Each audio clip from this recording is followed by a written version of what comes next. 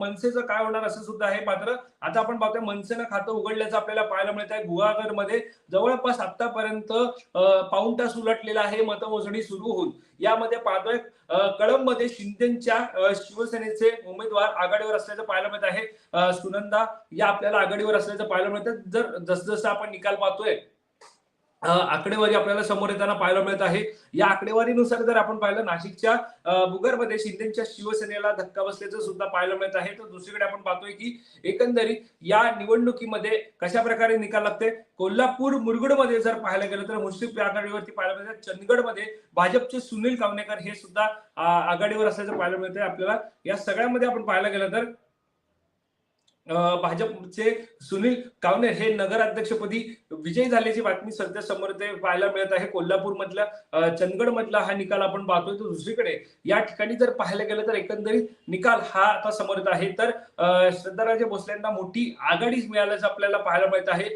मत मोजणीला सुरुवात झाली असून सुरुवातीला ज्या प्रकारे आपण पाहतोय सगळी स्क्रीनवरती आपण ही जी काही दृश्य पाहतो यामध्ये आपल्याला संपूर्णपणे मतमोजणीची तयारी असेल, काही ठिकाणी मतमोजणी असेल, या सगळ्याची आपल्याला माहिती जी आहे ती पाहायला मिळत आहे. व्हिडिओ जे आपण पाहतोय गुहागरमध्ये मनसेच्या कोमल जांगळी या विजयी झाल्याचं आपल्याला पाहायला मिळत आहे. मनसेनं खातं उघडलेलं आहे. सध्या या ज्या स्थानिक स्वराज्य संस्थेच्या निवडणुका आहेत, ज्या 288 जागांसाठी म्हणजे नगराध्यक्ष नगर परिषदांसाठी ज्या निवडणुका पार पडल्या, ही खरं तर महापालिका निवडणुकीसाठी एक प्रकारे सेमीफायनल मानली जात आहे. अंतिम उपांत्य फेरी मानली जात आहे. कारण या स्थानिक स्वराज्य संस्थेच्या निवडणुकीमध्ये जनता म्हणजे स्थानिक नागरिक कोणत्या पक्षाला, कोणत्या पक्षाच्या उमेदवाराला जवळ करतं, कोणत्या पक्षाच्या उमेदवाराला आपला नगराध्यक्ष नेमतं, हे सुद्धा पाहणं महत्वाचं ठरणार आहे. कारण या सगळ्यानंतरच आपण पाहतोय की एकंदरीत संपूर्णपणे निकाल या निवडणुकीनंतर, या निकालानंतरचा निकाल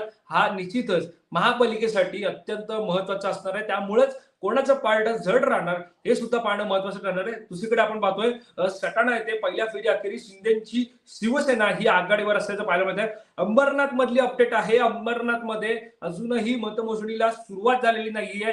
तर असं पाहतोय की संपूर्णपणे त्या ठिकाणी सध्या काही परिणाम जो आहे तो तासाभरानंतर पाहायला गेलं तर एकंदरीत खामगावमध्ये 18 पैकी 17 जागांवर भाजप आघाडीवर असल्याचं पाहायला मिळत आहे. खामगावमध्ये आपण पाहतोय भाजपची विजयाकडे वाटचाल आपल्याला पाहायला मिळत आहे. तर राजापूरमध्ये शिवसेनेच्या श्रुती आपण पाहतोय की एकंदरीत त्या आघाडीवर असल्याचं पाहायला मिळत आहे. तर निश्चितच खामगावमध्ये भाजपची विजयाकडे वाटचाल आपल्याला पाहायला मिळते. तर एक शिवसेनेच्या श्रुती तामणकर या राजापूरमधून आघाडीवर असल्याचं पाहायला मिळतं. खरं तर कणकवलीच्या निवडणुकीमध्ये अत्यंत